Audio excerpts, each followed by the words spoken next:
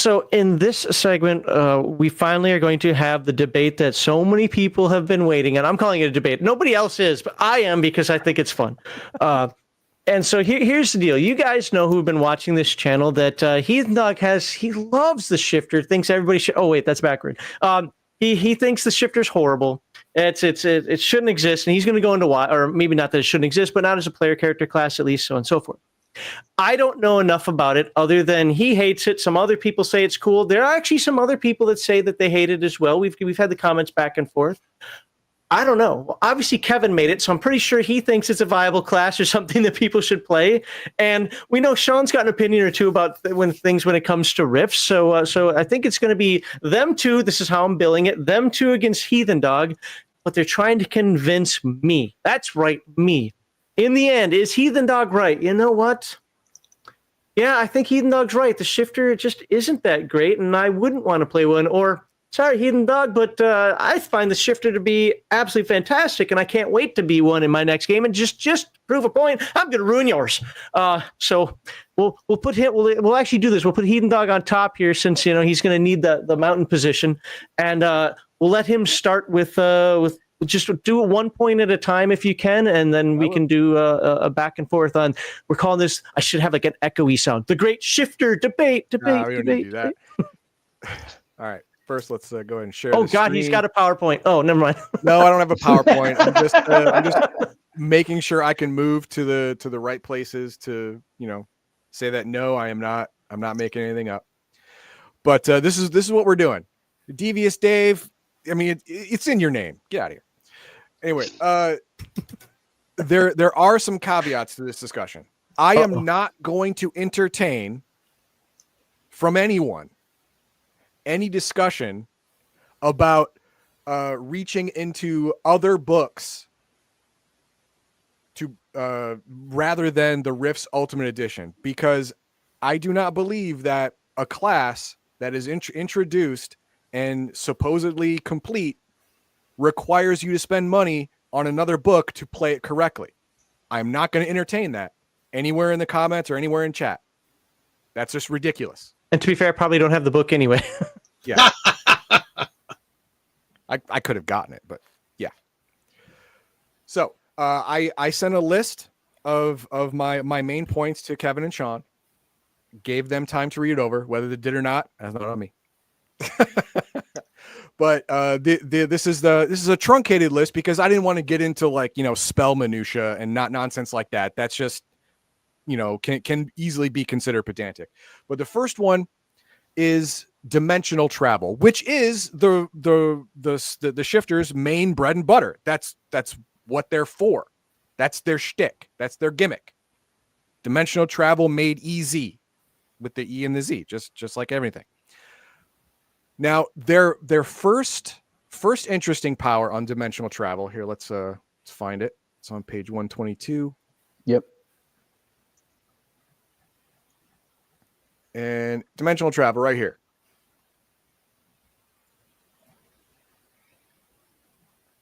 The Shifter's most powerful ability is to open a dimensional gateway. For the base cost of 125 PPE, a Shifter can create a one-way dimensional portal permitting only himself and his familiar, which we'll get into later, to pass through it.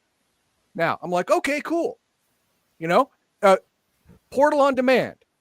And for 125 PPE, that sounds like a good deal.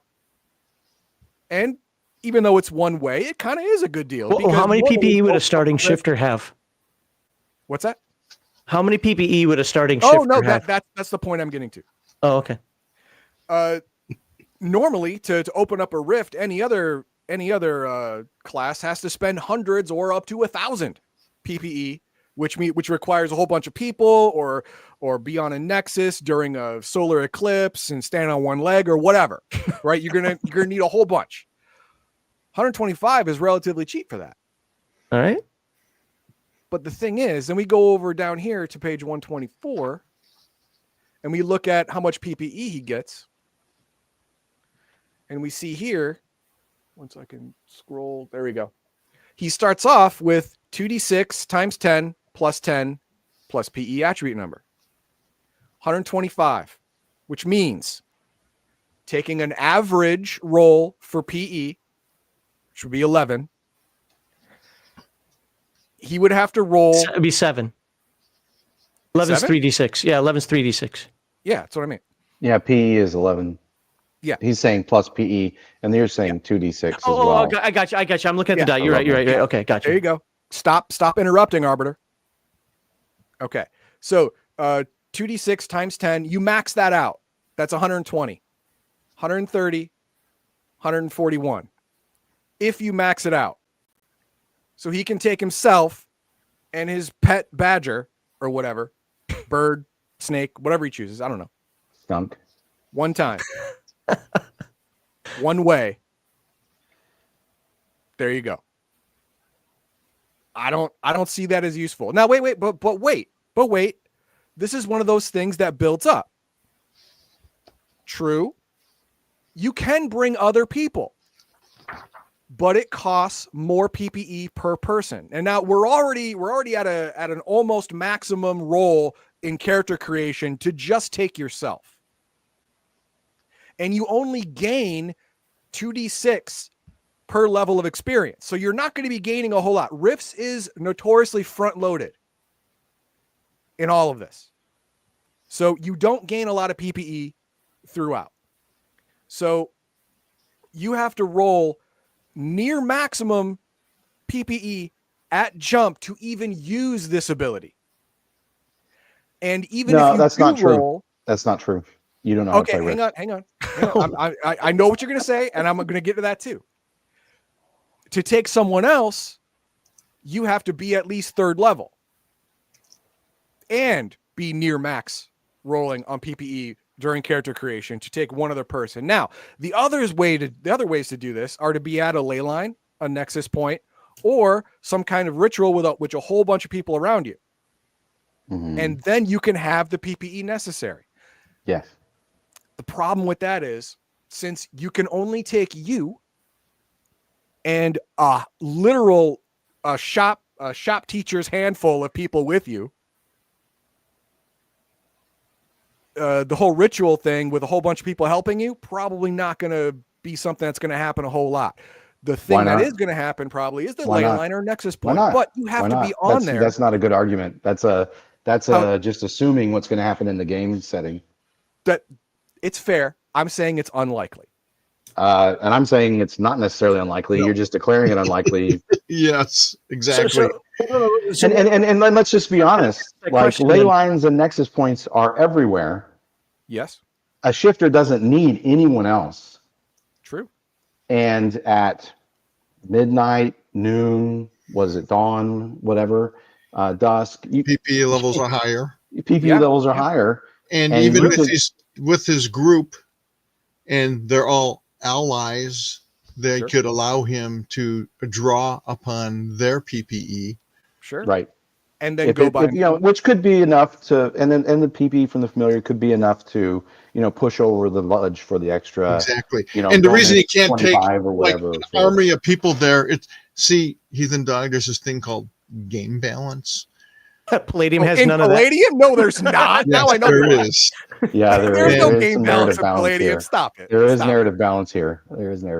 So yeah, it's deliberately designed so he can basically, take a buddy or take his game group with him, and it's one way for that time, so once he gets his PPE back or has other PPE available, it's like, you walk through a door, it's one way, man. And then he's got to wait until, he powers up to go back or to open a different door to a different dimension. It's not like it's like, oh, I can't go back. He can. Plus he can reopen rifts. So the argument really doesn't hold water. Well, I have a question for Heathendog, though, with regard to, because he said something a moment ago, and I think Sean was trying to follow up with this as well. And I'm curious. This is just so folks out there know. I really want one of them to convince me one way or the other here. So this is just curiosity. Why wouldn't players in the group donate the PPE? You made it seem like they wouldn't want to do that, unless you are also a magic using class. you won't have significant PPE. You likely won't have significant PPE to make much of a difference. I mean, it depends. It depends. I mean, Right. there are plenty of classes that have significant 30? amounts of PPE that don't use it, and 30 is a 25? lot. 30 Well, is a lot. and a 30 is lot a of lot. when It you're won't that pay for close, you. right? Or Yeah. if someone else has a little more, it could help push over the threshold for another Yeah, how traveler. many- But the other thing is you know, if you have anyone that wants to help you travel to wherever you're going, like a town you're trying to save, or maybe you're trying to save and rescue the kids from a town, this quickly becomes like not even an issue. Yep. If you are good at role playing. Oh, okay. If you can convince a whole bunch of NPCs to help you out, this becomes viable. No, it becomes trivial. Oh, trivial. It Okay. becomes like it's very viable if you just go to any ley line or nexus. Oh, okay. With Yeah, a shifter. that's exactly what I wanted to get into, the whole ley line thing. Well, but it's you know, it's the Heathendog. I'll just point this out for maybe people that are a little slower. When I read this and I read the PPE rules on the ley lines and nexuses, it was very obvious that someone had designed this so that a shifter and maybe one or two allies, very low level, without any major items that would provide extra PPE or companions that are magic users, would still be able to travel. But once they got to the other side, they'd be tapped out from their PPE. That was very obvious to me as a game designer. So I think I'm just going to point that out. You that can't just walk through it's and say not no and go deployable. back. Well, hang on. That's the I'll read point. that That's back. the I get idea. that. A low level shifter can't do that, right? And Right. so I'm just going to point out that that's pretty obvious to me. So I don't think that's a ding on the viability of the shifter's ability. Okay, now the ley line and nexus point outside of celestial convergences and stuff like that, you would have to sit on it for a while to gather enough energy if you're just powering it yourself, because the ley line only gives what 10 extra per round. 10. 10. There you go. And the nexus gives 20 extra per Right. round, and it's more doubled. during celestial events. Well, it's also Equinoxes, doubled at noon and midnight. Yeah, and noon and midnight. It's also So doubled for like a few nexus minutes. could easily be 40. Yeah. So it could help you take somebody else, but again, you can't store up that power for infinite amount of time. I mean, you have to use it after for sure. so many minutes, Absolutely. or else it just dissipates. yeah, correct. Yeah, Absolutely. So you to send 4 or 5 people, especially non-magic users who can't submit a whole bunch of PPE. Say they're mercenaries or partial conversion or full conversion cyborgs that have as low as 1 to 4 PPE. Haha. Who can't even pay for themselves. You would have to sit on a ley line or nexus point for a not insignificant amount of time, probably during some kind of celestial event, which has its own dangers. So It's then called It's called planning, strategy, and tactics. You're making it sound like this guy should be able to open a door like that. You're taking it out of the context of who else can do this for 125 PPE. You're right. Well, Kevin just answered my question. Well, here's the other thing. I mean, that's if it was just free, then why have it charged anything? So the whole idea is that this is an opportunity for a game master to introduce all sorts of elements into the story. It's a story generating event, and everything's about character and story. Okay, so for point 1, we've kind of come down to it's going to cost a lot. It's going to be a one-way trip. Hopefully there's nothing too nasty on that side, but you're going to get that trip, and then thanks to your buddies, because maybe you don't want to go alone. Maybe you do. Who knows? You're going to go there and you're going to be a bit tapped out. Oh, you're going to be all tapped out. Well, okay, To be but fair. either way, More than most likely, you are going most to be- likely. you're No, not going you to won't. walk It's through the door not. and It's go, not "Oh, crap," and definite. come Will back. you most likely will, but most likely, depending on the composition of your group and the roles you made when you created your character.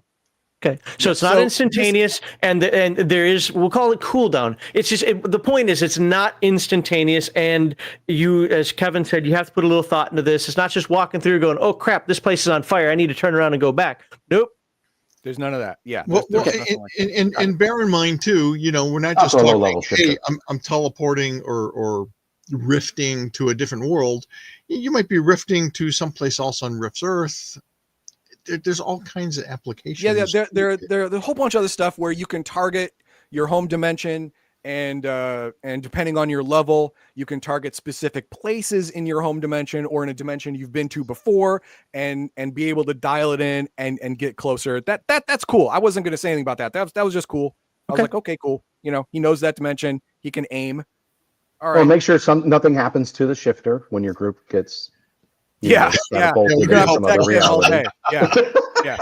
You're in a place that You might that only might can become save lost you in from. space and So, time. yeah. Otherwise, yep. Yeah, basically that. Now that one right there was the first one, and it was the weakest. It was the for my proving that shifters are bad. That was the one that had the most ambiguity. I would say it was a pretty weak argument. Yeah. There you go. See, and then we get into the better arguments. This one is the summoning aspect. Now, what Kevin did is he merged the old shifter, witch, and summoner all into one OCC, but stripped away the witch and summoner abilities to make them more milquetoast as to not be super OP OCC. That's actually 3-in-1, right? I get it. I would have done. I would probably done the same thing if I wanted to do something like this. But reading the summoning section, there's some problems.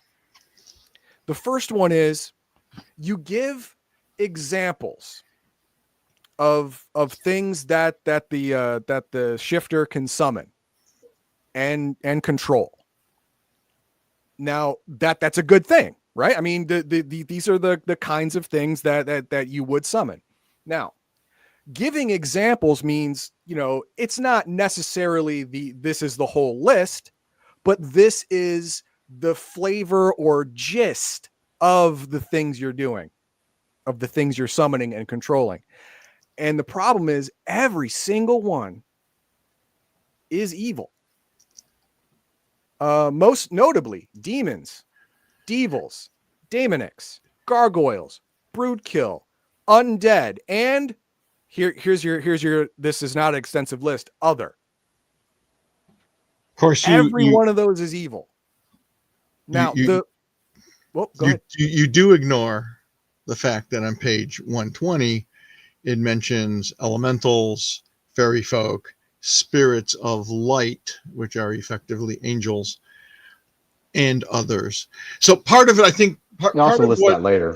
I have a theory, Heathendog, that you either in a game or in real life had a bad experience with demons or supernatural evil, and so you're fixated on that aspect of the shifter. And I did focus heavily on the dark side of the shifter because all the characters in these games have to make choices, moral choices throughout everything they do. And I know your argument from past comments is that, oh, but these guys summon evil things and they use evil things. How can they think they can control evil things? Well, first of all, most people think that they can, that I'm not the guy, that's why people gamble, because they're going to win. They're not going to lose, even though the odds are stacked against them.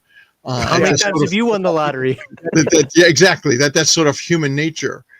The point is, and because I know your thing is that these guys can only be evil, you're missing the fact that, and it kind of talks about this, and I admittedly, briefly, there's all kinds of ways you can use the shifter. I focused on the dark side because a lot of these guys get corrupted by the potential for power.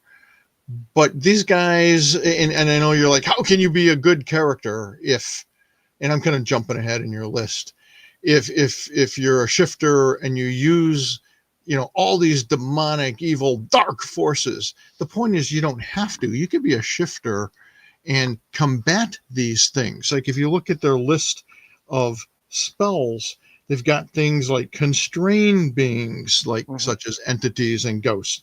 You've got exorcism. You've got repel, animals. You got reopen gateway. You got summon and control canines. And by reopening the gateway, by the way, you could send these things back through wherever the hell they came. You've got I see what you did there. you got turn dead, control rodents, Sure. and a number of other things that you basically the shifter could be a Ghostbuster. Yep. Or a monster slayer. Yeah, all of those examples are also something a leyline walker could do. Not really. No. All those spells that you said, a leyline walker could do that too. But the shifter is much more oriented towards what these things can do, and a leyline walker cannot summon elementals or spirits of light or fairies. We're not going to talk about the elemental fusionist. Can I interject here a question about the spirits of light? Because I'm truly curious about this. Is there like a percentage chance, or do you get to pick the type of entity you're going for? The Rifter can pick the type of entity he's going for. Okay. So you can now again, you have to be careful and you got to be smart. You know, most of my games tend to be thinking man games, and they offer you lots of options. So you do have to think, you do have to be strategic. Like even in my Palladium fantasy game where I have warlocks and they're basically the brothers of elementals, the human version. And the thing is, Palladium elementals, as is explained in Conversion Book, elementals are pretty much what their name says, and they act very much like their element. And they really see human beings. They relate to human beings like we do with a fish.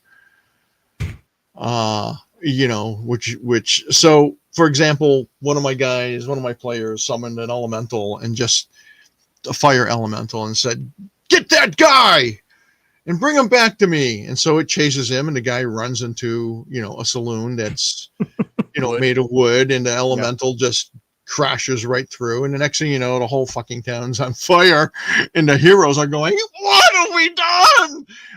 And again, that turns into a story element of how do we, now you get your mage trying to throw extinguish fire, and they're yelling at the warlock to control your freaking elemental. And it becomes part of the story. And yes, you got to really think about these things. And like so many other characters, this is a sort of a potentially tragic character. And in fact, if anything, they're more like potentially they're Jedi, because a good shifter has to focus on not abusing his powers, not sliding into the dark side, which is why a lot of this focuses on the dark side, because that's the easy way to power. Heathendog's going to bring out how they can, even make a pact, like, deal with evil gods and demon lords and stuff like that. Yes. But these are things that if you're trying to play a good character, or even an unprincipled character, you don't want to do, or you're going to do because you feel desperate. And then you go ahead, and that doesn't work out so well, because it's hard to control flipping demons and devils and devils and certainly freaking dark gods. You're the guy who's going to be used or corrupted by this. And so I focus on a lot of that, because that's where the real danger lies, is that they're seduced by, I can summon demons and gargoyles, and I can take over a whole freaking town or intimidate whoever. Yeah. And it's the easy path to power. But more importantly, devils and stuff like that have more combat value than absolutely of light, yes, or elementals. They have more tricks. They have more and damage, more PPE. Usually. So and if you're controlling a couple even lesser demons, now your whole argument about you can't open up shit goes away, because he can open up all kinds of portals and do all kinds of things and come and go. Yeah. But it's super dangerous. And if you're trying to play a good character, you want to try to avoid that. Okay, now you said super dangerous, and the original summoner, yes, I having even one want to make a minion. point real quick. Oh, I want to okay. make a point real quick. So you're really wrong about the Leyline Walker can just cast all the spells the Shifter can cast. It's double checked. When it comes to Constrained Being, Exorcism, those spells that a Shifter can start with, the Leyline Walker cannot take Yeah, a character yeah. creation. Yeah, that's Can't true. use So it all, or that's just can't start with it? Can he get at them at character some point? creation. Oh, Okay. sure, but you Okay. can't get it at character creation because you only get spells level 1 through 4. So the Yep. Shifter is given access from the get-go Yep. to level 7, 8 spells. Yep. That for dealing with supernatural menaces. Yep. So I just want to point that out. Okay, thank you. That's an important argument for Okay. their starting spell list versus a Yep. Leyline Walker, which Yep, is a absolutely. very powerful caster, but in this case, they don't have access to those same kind of spells at character creation, right? You'd have to gain that through your adventuring. Yeah. See, again, there And is I'll also balance. point out. Oh, sorry. No, I'm glad you did, Sean. Well, because the other thing is the Leyline Walker does have certain spells like time and displacement and teleportation type spells that they get, just one per level from this list of really kick-ass spells, but it doesn't include those Shifter Correct. type spells, right? See, the So difference is I just want to point that out. in the Okay, thank long you. run, a Leyline Walker will become a master of magic, and he has a wide range of magic in the long run as he gains experience, where the Shifter and other mages are more specialized. Right. And it's that specialization that, comes into play. So Heathendog, what this is looking at right now, I'm going to use exactly what Kevin said right now. What's that? I'm not interested in that yet. No, I'm just, but it's reminding me of the Nethermancer. The Nethermancer, how the Nethermancer is the most prone to corruption. Sure. They have a good mandate, so to speak, but because of what they touch, what they seek, what they, the things that they deal with, The things that they do freaks everyone out. right. Yeah, and I get to that later in the list too. Okay. But where was I going? Oh yeah, so the whole summoning thing. Like I said earlier, the summoning has been weakened for the Shifter compared to what it's based on, the Summoner from Palladium Fantasy. Yep. Yeah, and there a couple things seem to not make sense, and I'm going to get to that once I scroll down. Here we go. Arguably, the Shifter's real power lays in his ability to communicate with and manipulate inhuman creatures, most notably the laundry list of bad things. And the summoning mage will find it easiest. He shares a similar evil or anarchist alignment because he and the malignant creature he calls forth will have a better understanding of one another and share a certain moral kinship. This commonality should help them accept each other and work together. If you're playing, if you're a game master and you want your characters to be heroes, this doesn't sound like something you want a character to play. It doesn't. No, it's something you don't want your player to do. You explained it earlier. You explained earlier that no, you focused on the darkness because that's where most of the danger is. Correct. So you focused on that. So wait. You don't want. I don't know if I agree with that statement just a priori that a game master doesn't want someone to play a Shifter. I also said if he wants his players to be good, which be good alignment, then well, good. I mean, that's this at first blush sounds like this is not going to be a good character. Well, no, if a character wants to be friends with demons, yeah, they would. It's saying right here that you would need to choose an alignment. Yeah, that gets along with demons. You need to be that. That would be morally flexible, but I mean, the inverse is also implied that if you want to play a morally good Shifter, you wouldn't be consorting with those monsters. You would not. Exactly right. Now, the other problem I have with this is that the Battle of Wills, round 1, round 2, we don't need to get into it. It is considered a simple pact, whereas the a milquetoast version of the Summoner, where if you win this Battle of Wills, you specify either a time frame or a specific act to be completed, and then the summoned being is released from control. Could be 2 weeks, could be 6 months, could be a year, could be 10 years, or it could be until you do this for me. And then they are released. Mm-hmm. And then they could do whatever. Now, here's the thing. It doesn't actually say or give a probability or whatever of what the summoned creature will do once the simple pact is done or has been completed. Okay. So you're saying release just means release into the wild? That's apparently what it means. Yeah.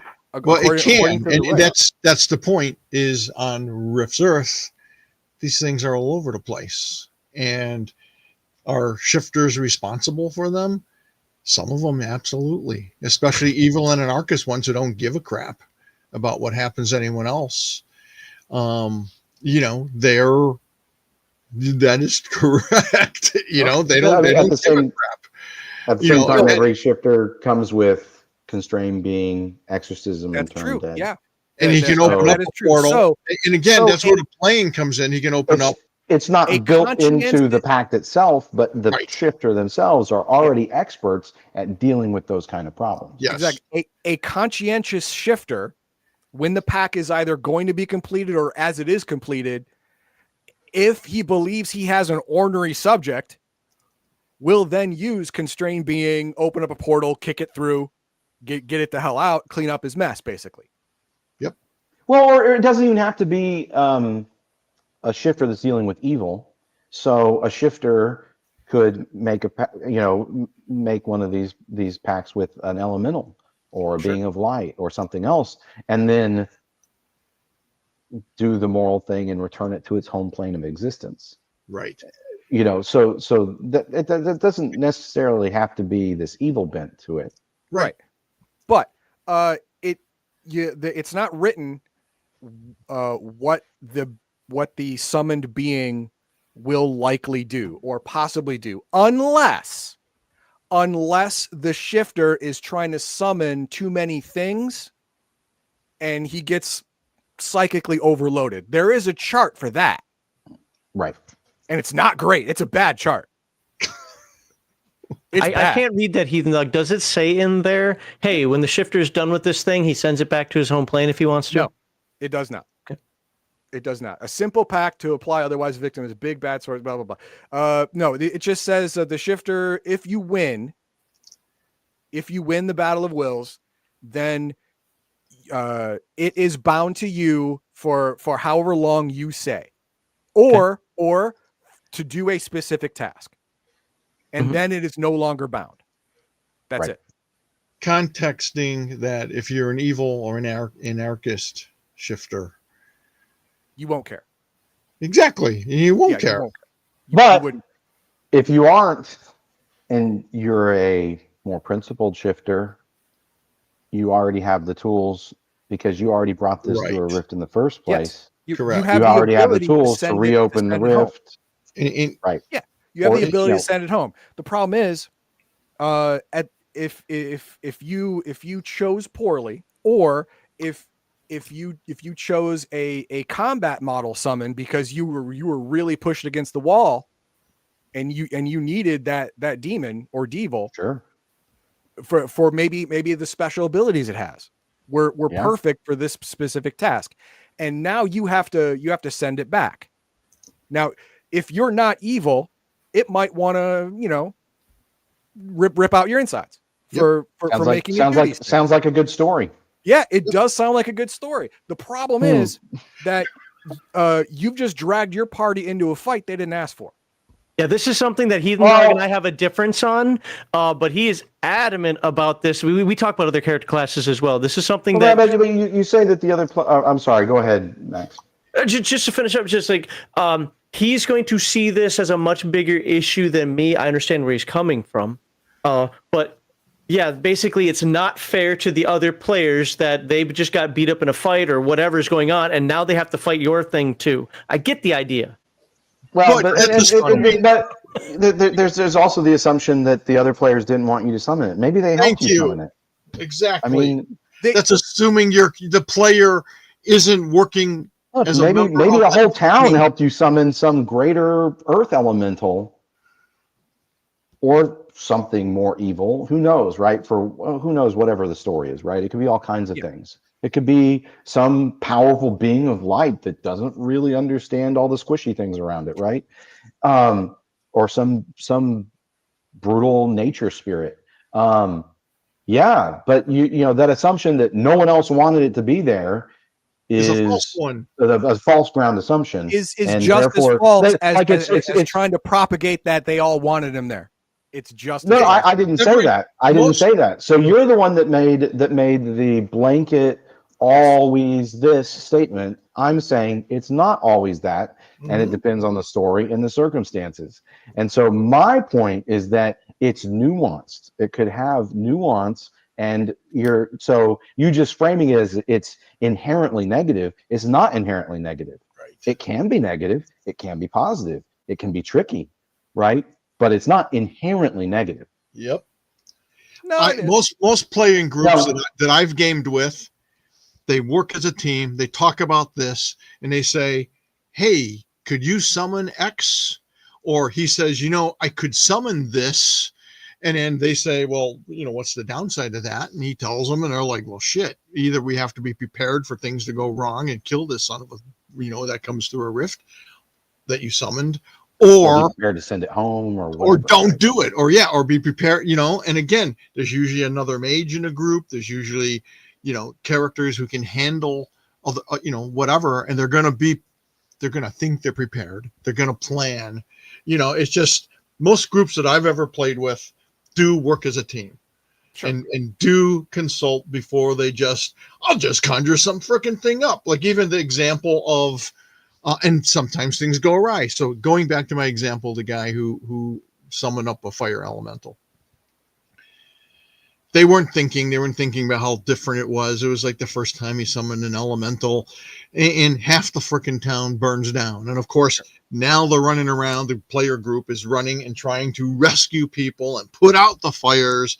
And they felt so terrible later that they're trying to rebuild the town and giving them money and getting resources. And it made for a very interesting story because these guys were predominantly, not all of them, were predominantly heroes who cared about the chaos they inadvertently afflicted. Now, it was kind of funny that these heroes didn't cop to it was their fault.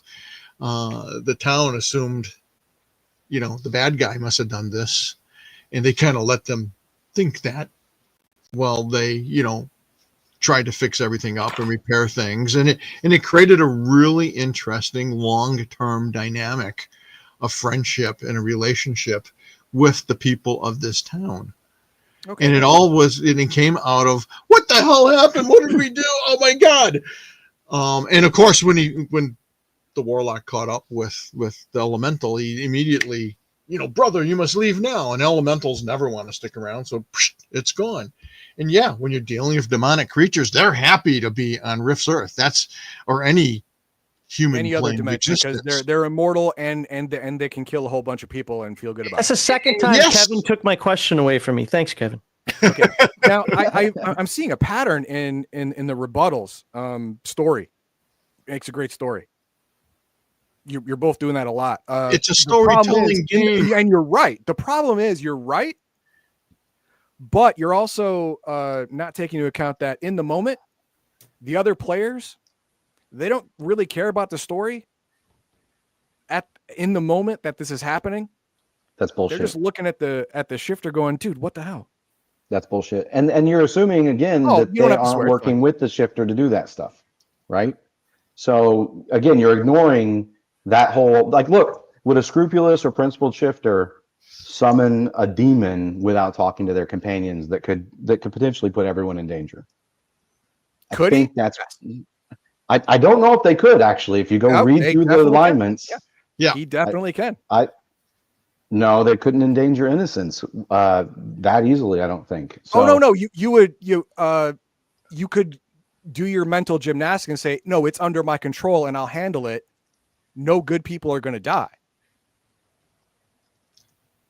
Well, that's you saying that that's the only use case scenario, No, it's not and the it's only one. not It's just, the only you know, use case. Yes, it is you saying that's the only use case scenario, and it's not. It's just not. And a lot of time, like every game has a story. There's a plot. There's reasons that the shifter might want to summon something, yeah, there's right? a story If again. there's no enemies, you don't want you. Why would a shifter want to summon anything, right? Yeah, So right. there's like inherently the shifter wanting to summon anything is going to be a function of the story. I mean, So it's not just, function oh, it's a good story. It's literally going to be a function of the role-playing game's story.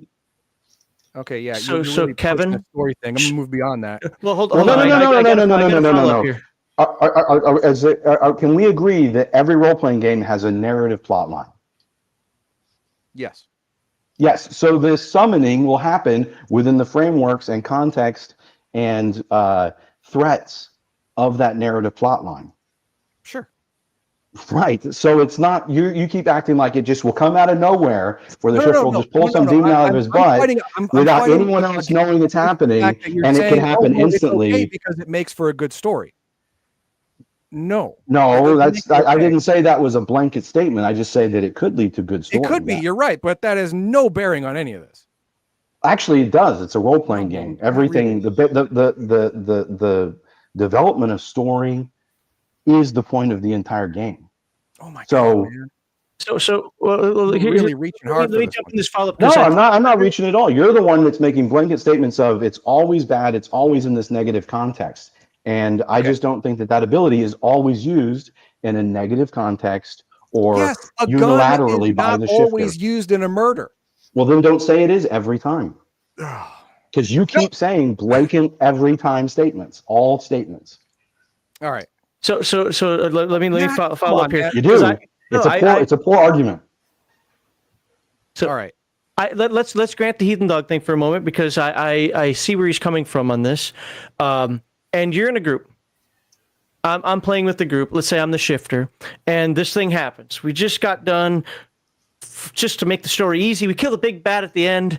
We're all beat up. The Borg has just a few MDC left. The Mind Melters out of ISP. The Leyline Walker's laying down, just trying to find a nexus anywhere that he can recover, and so on and so forth. And then, oh crap! The shifter, the whatever the elemental that the shifter summoned is now lighting buildings on fire, so on and so forth, and they've got to take care of that. As a group, and I've seen this happen. This is why I agree with Kevin and Sean. Actually, personally, I agree with Kevin and Sean, but I've seen the Heathendog thing happen before where the party's like, this is why I said don't play Shifter in the, or whatever. It is actually a different game, but you get the idea. This is why I said don't play this in the game. I knew this was going to happen. Now we're screwed. Now we got to take care of this. We're all going to die, or they're going to blame us for everything. This game's toast. You know, I've actually seen that mentality that Heathendog is alluding to there. So with that in mind, why would I play a Shifter over a Leyline Walker, Mystic, Elemental Fusionist, just because I think the Shifter's cool? You with the understanding that I could be sitting in that party that actually sits there and is like, I told you this was going to happen, and now we can't do anything to stop it. Good job, dude. Well, I mean, the character doesn't have to do it.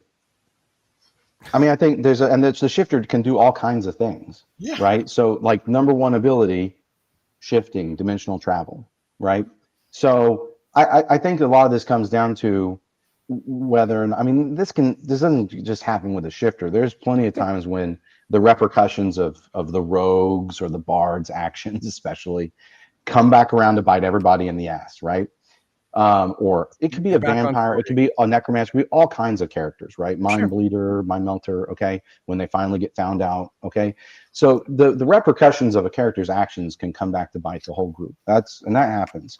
And I think you'll often hear the refrain, a similar type of refrain. But I don't think that this is the only thing a shifter can do, and they don't necessarily need to overload themselves on the ally they summon, and they could summon something much more benign, modest, right? And it wouldn't be an issue, right? Because it's modest. So But that goes to a 20. it's when they overstep. It's when they overstep their own power level, right? That it starts to become. If the shifter can't take care of it himself, then it becomes everybody's problem, right? And that's a choice. but it's not an inherent action that all shifters must So it's a take can, not every a time will, they right? play. Right. That's Okay. what I keep back to, because it yeah. keeps being framed Here's as the problem with will that. happen, not can happen. Yeah, here's the problem with that. These are the base powers of the OCC, and if you look at any other base powers of the OCC, they do not have the same possible bad side effects for other people as this does. Well, you're talking I about disagree. how the character I know uses. you're going to disagree. Well, I mean, I just gave really good examples. A mind melter, right? Mind And melter doesn't does even what? have to be. Well, they can do all kinds. They can cause. Look, if you actually get role playing into like hypnotic suggestion, and when they can like physically possess other people and stuff like that, like it can get really weird really fast and have big repercussions for everybody. Okay, that has nothing to do with what we're talking about, man. Yes, it does. I don't know where you're because going. I don't know where you I'm are. You're saying lost in the woods. you're not listening. So I maybe am. I'll use simpler and words. what you're arguing is player decisions in a game can create problems. No, Well, I'm and I say, that sure. high-powered character abilities can cause larger repercussions for a group. Nope. You're doing player decision.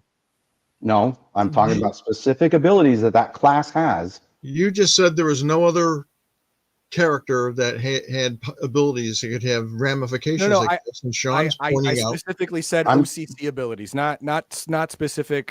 Supersonic powers spells are or OCC psychic powers. abilities. Yeah. I mean, like that's the What is it? purview of the mind melter. Okay. What one of their numbered abilities as their OCC abilities? Which one puts the party in danger like summoning does?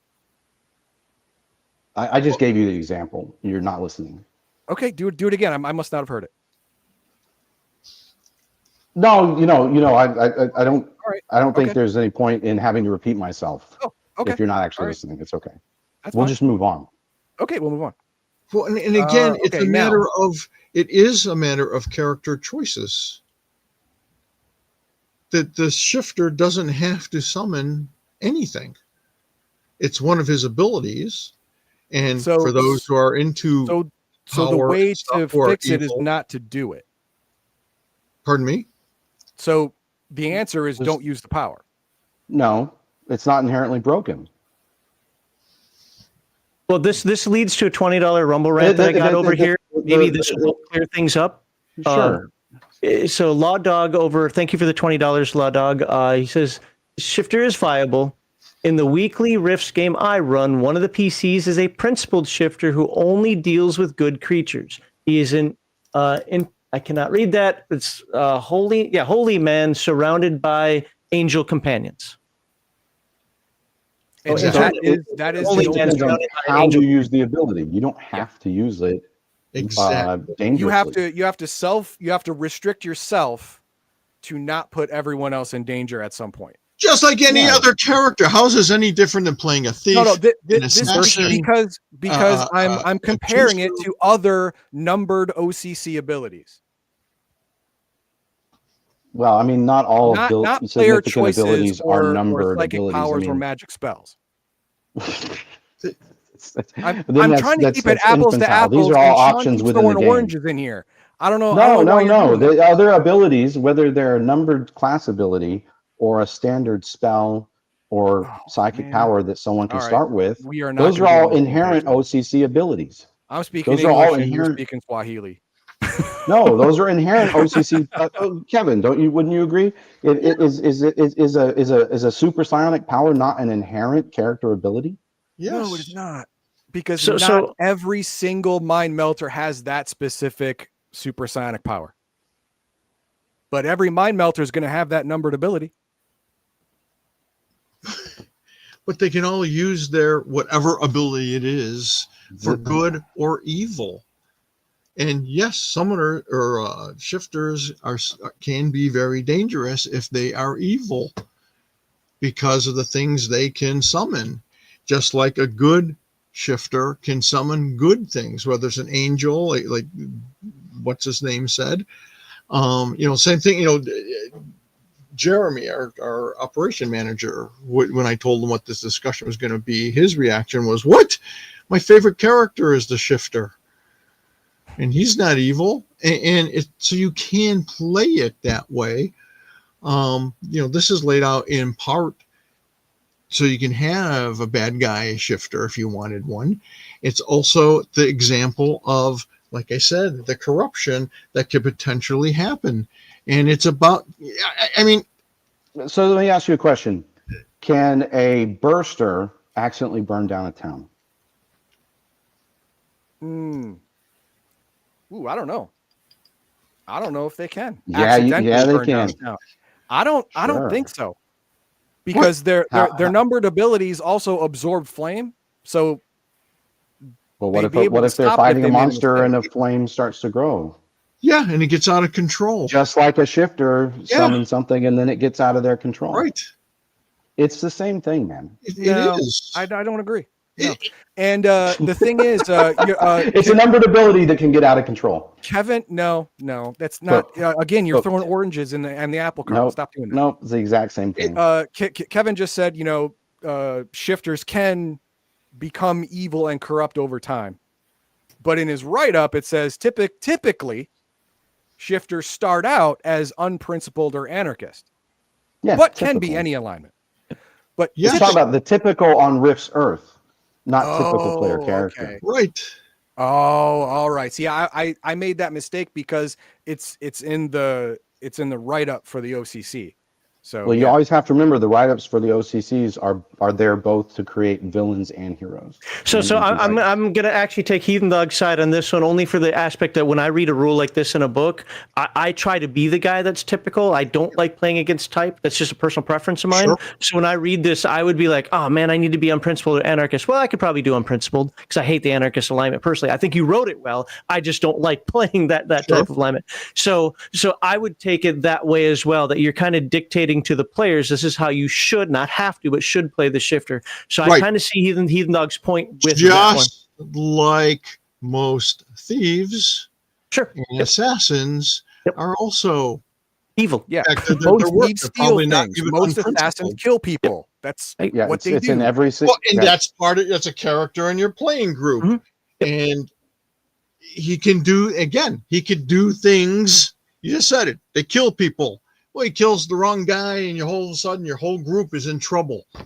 Or he stole from the wrong guy. And you mean the wrong guy? That was the right guy. I made a lot of money doing that.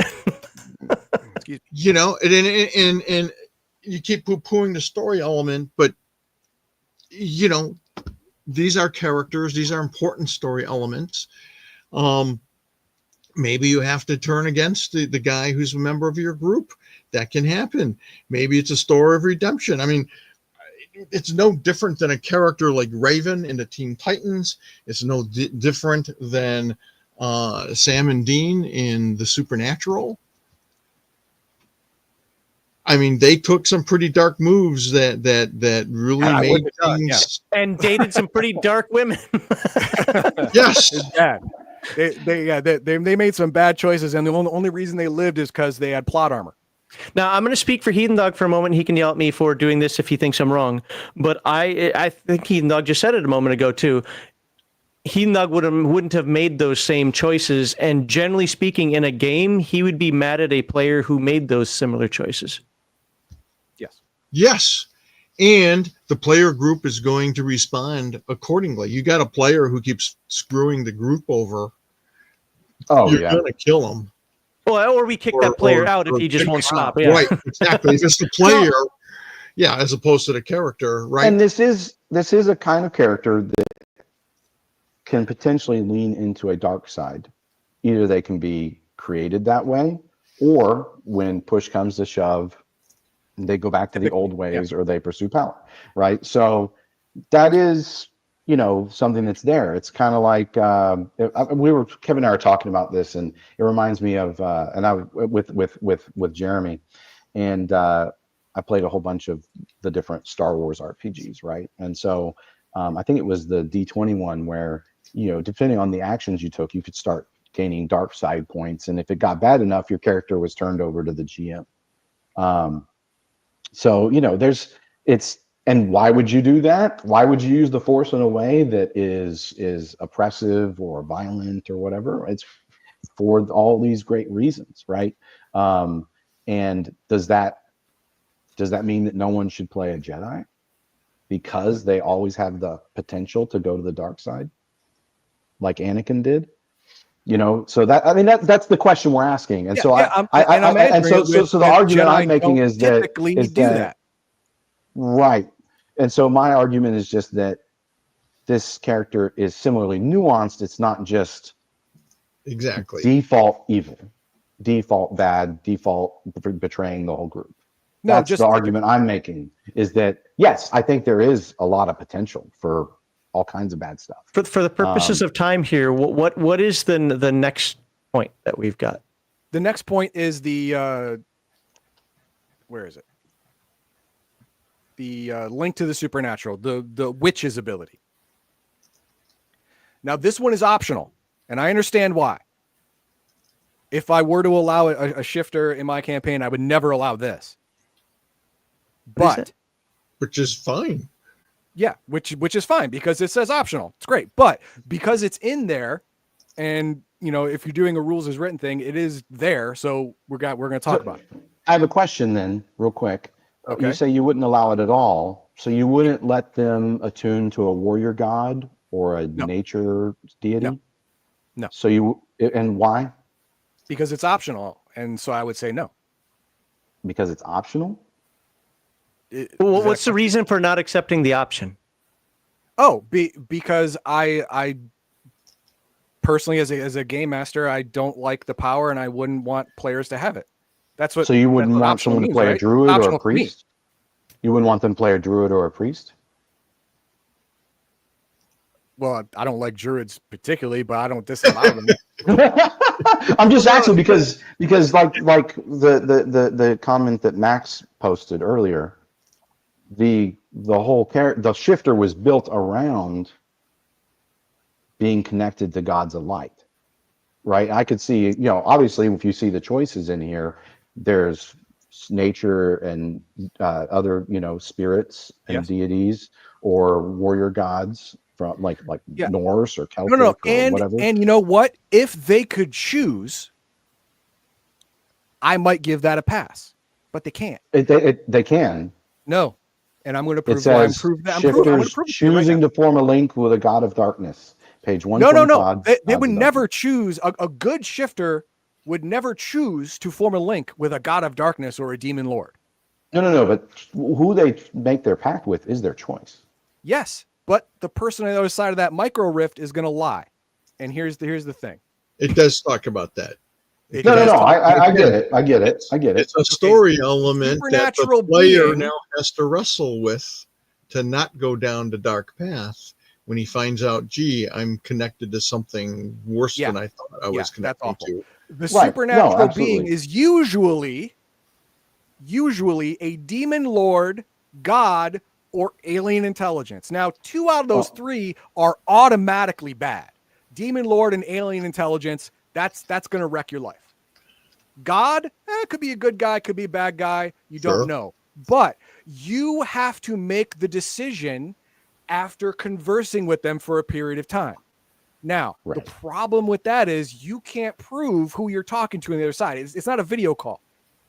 You can't, the demon lord or alien intelligence can lie to you and say, I am a god of light, or the devil comes in the form of an angel of light, elemental being. They will lie. Right. And they're smarter than you are. They can fool you until you have and then you have a fragment of their soul in you, and you're stuck. There's no way to definitively prove you are talking to a good guy on the other side. There isn't. You have to make a gamble every time. It's a gamble. There's no sort of no alignment spell or equivalent thereof or anything that could, hey, show yourself to me. You could just make an illusion. There is sense evil. Right here. After a period of negotiation, the shifter makes a deal and opens himself to the being and establish the link. And it says here, most shifters are impatient and rush to find an ally, blindly accepting the first or second one they find. More often than not, it's an evil force with designs on power and brings chaos and mayhem to the world. If the character is lucky, he will contact a benevolent being who is not bent on world domination or destruction. Lucky. I'm not allowing that. As a game master, I'm not allowing that. Okay, so Heathendog, how do you answer this? Because Kevin Sullivan put this in here, and that's the GM screwing the player over. No, it isn't, because in every single sentence here, it says most likely Demon Lord, most likely alien intelligence. You're lucky if it's not. Yeah, if they rush. That's if not they the rush. GM screwing you. That's the GM reading the write-up. No, that's if they rush. And it's also a matter of story element. It's up to the player to decide how his character, whether he's going to allow I'm the himself game master. interrupted or whether he's going to resist this. He doesn't become automatically evil. You're kind of jumping right. that conclusion. He doesn't have to. I mean, he doesn't automatically become evil. But they can, and they can be a trouble. And yeah, it's a story element. Oh, no, see, Again, I much wasn't like even talking about him becoming evil, because this is the milquetoast version of the witch. So you don't actually become evil just by accepting the essence of the demon lord or alien intelligence into your soul. You don't automatically become evil. You can choose not to become evil. But the thing is, now it's with you forever. And you have, the only choice you have is to not do it at all, is to never say yes, because you cannot prove on the other side of that communication portal is who you think you're talking to.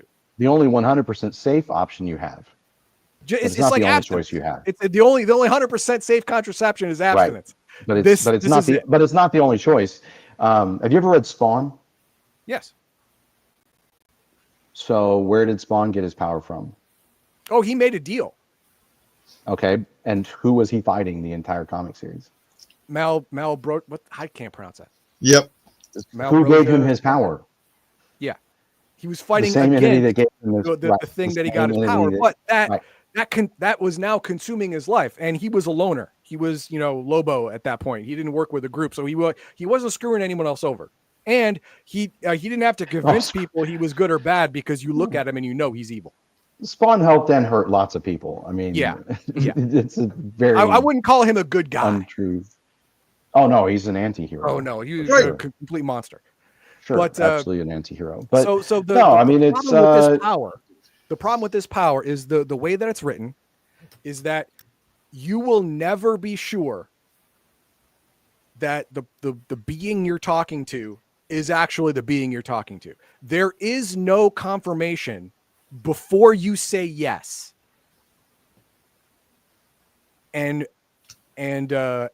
be reasonably certain you're right. Because these demon lords, these gods, these alien intelligences are smarter than you. They've been alive for up to hundreds of thousands of years.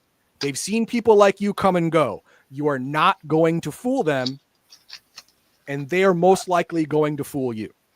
I don't know. Some evil gods are retarded. Oh, wow. That was a horrible argument. All right. No, it's not a terrible argument. There's plenty of evil entities and gods and comics and all kinds of dumb stuff. Yeah. Okay. That are dumb. They make mistakes. They're fallible, right? I mean, if it's you're constructing another assumption. Yes, I am. I'm constructing an assumption that a being that is basically immortal. The immortality equals high IQ, and it doesn't. I'm making that assumption, and you know what? I feel good about that one. I think it's short-sighted. It's pretty. And that's what I think is really cool here is this is with cool game master, cool players. Now, the shifter could be a really great option, but if you're unimaginative, then maybe you shouldn't play a shifter, or let any of your players play a shifter. Maybe you shouldn't play a shifter. I'll take that one. Now let's say you allow the supernatural link, and it happens,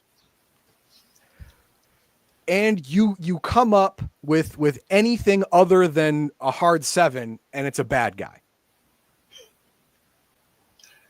and you don't want to follow the orders of this demon lord or god of darkness or alien intelligence, whatever. So you don't. Now, unlike the summoner that has tangible things that this being can do to you to make you comply, out of all of these choices, demons, gods of magic, warrior god, nature spirit, like elemental stuff like that, god of magic, only the demon lord can punish a shifter that is not complying. And then it's only with the agony spell, which won't kill you, won't actually harm you, but hurt like hell, and only once a week. Now, my question is, was that on purpose? Was that on purpose? Because most of the time you're going to come up, snake eyes, and have a bad guy in your heart, so you can just say no all the time, and still play your character. Was that the thing? Because I don't get it. I think if it was written out correctly, it really should have more consequences for making a bad choice. But there doesn't seem to be much. Well, I mean, it's still a demon lord.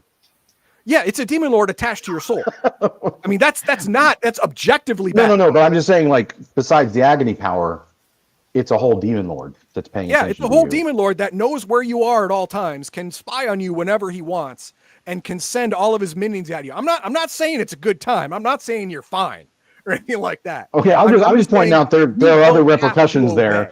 And if you were attached to one of the other, gods, they're gods. So I mean, maybe they don't have the agony thing. They can pick. They can automatically do a whole hit lot you of with other stuff. Yeah, but right, they're gods. Say like it does in the shifter. I'm sorry, like it does for the witch. It actually spells out the things that this governing deity. It's specifically for the demon lord as opposed to. Yeah, God. All the rest of them are gods or deities. Specifically laid out. Everyone else is like not really. I mean, Kevin could throw this in there, but all the rest of them are gods or deities. So they have a lot of ability to affect mortals. That's true. I think that's there because it's the one that wouldn't otherwise, a demon lord otherwise wouldn't have a really necessarily, depending on the kind of demon lord, direct way to affect you, right? And it's not on the same level as a witch because it's not. Like I said, it's really watered down. A witch it's not that it's watered down, it's that it's taking into consideration the character and story elements. So a witch is deliberately making a pact with someone she knows is evil. Like you said, a shifter could be tricked into linking with something that it's like, oh shit, I don't want to be linked to this. This is evil. And so the punishment is not on the same level. So it's like if you lie yourself to someone who's a psycho, evil, supernatural being, there's going to be huge ramifications when you defy them. You tricked this guy into linking with you, and you're trying to manipulate and corrupt him, and he's resisting you, or he's giving in, as the case may be. So it's really the shifter who's the one who's suffering through these things. If it's like, shit, I made a bad decision by linking with whatever the deity, demon lord, or whatever it is, he's created his own personal hell, and he's the one who's going to suffer for it directly. Right. And yes, his powers are such that, things he does can have ramifications on the rest of the group, just like any other character who does bad or stupid things can have a ramification. Okay, again, we're moving beyond the OCC numbers abilities, but okay.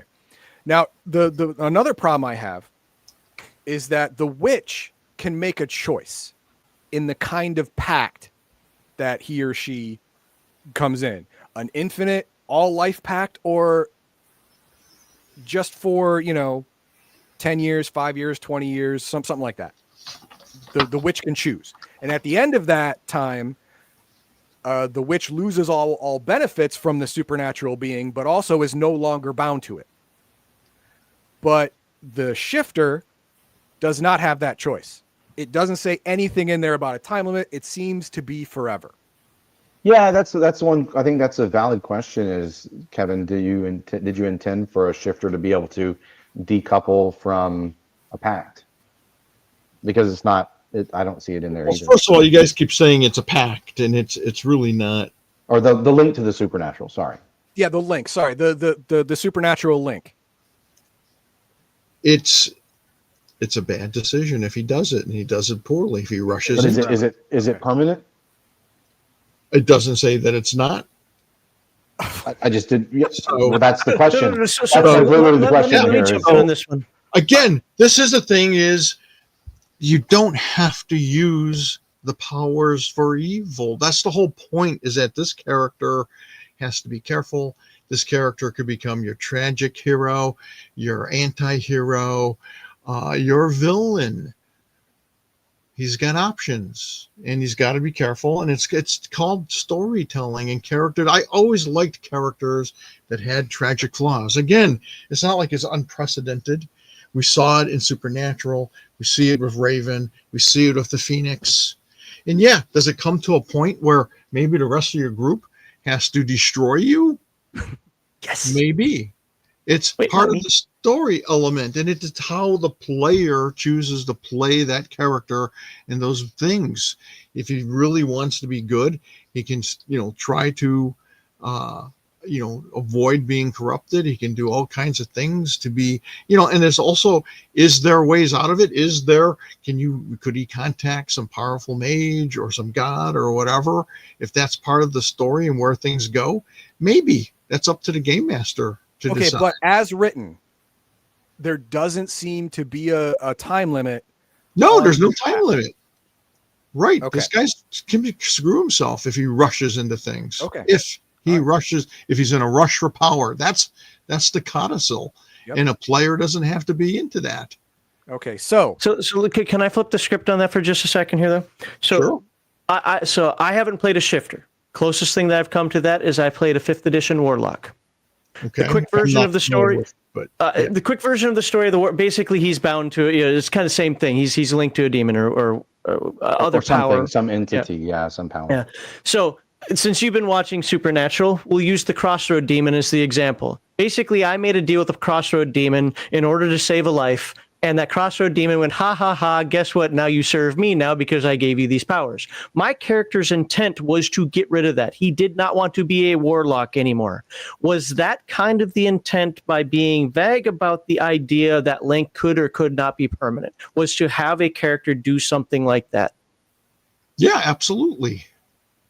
Okay. man, did you want to feed him a sandwich too? No, look, it's no secret that I've always said, and I say it all the time. It's in our books. It's in our weekly updates.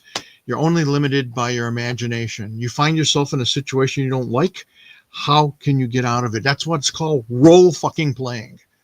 So you can role play out of it. So you can develop things. And maybe you're tragic hero. Maybe. So first of all, I do want to point out that the character, that the creature, whatever it is you're linked to, isn't forcing you. It's trying to compel you. Yes. It's trying to corrupt you. You're not suddenly, oh no, now I'm a creature of evil. No. Right. Now you're a tormented guy or girl or whoever, you're a tormented character that has this quite literally inner demon that you're at battle with all the time. I call that a dynamic character. And if you don't like real characters with depth, then this isn't the character for you. And different OCCs have different levels of depth and complication. Okay, I agree. That in its own is absolutely fine. Absolutely fine. Now the problem for the group as a whole, the group that you're in, is that everywhere is the word usually and typically when it talks about linking with a supernatural evil thing, and you must be lucky to get a benevolent being. So I'm going to go with the average is bad because of those. If you're in a rush to acquire power, I'm going to go the average is bad because of those adjectives. And The only one that can punish you directly is the Demon Lord using the agony spell, which is annoying. It sucks. And if he does it at the wrong time, he can get you killed. Definitely. But that in itself won't kill you. That's fine. But the alien intelligence and the evil god and the stuff like that, they can send their minions after you if you don't obey. And they probably will, just like Sean said. They have other ways of compelling you to obey than just an agony spell or instant death or anything dumb like that. Right. That now involves everyone else in your problem that you decided to do. You decided to link to a supernatural thing. Now I got to fight hordes of minor demons or Yes, take the or 1400 Snoop experience minions points or for whatever. major power.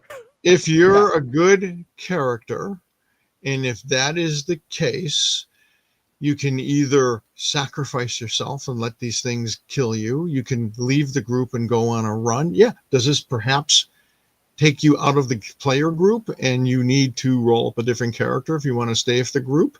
Yeah, maybe.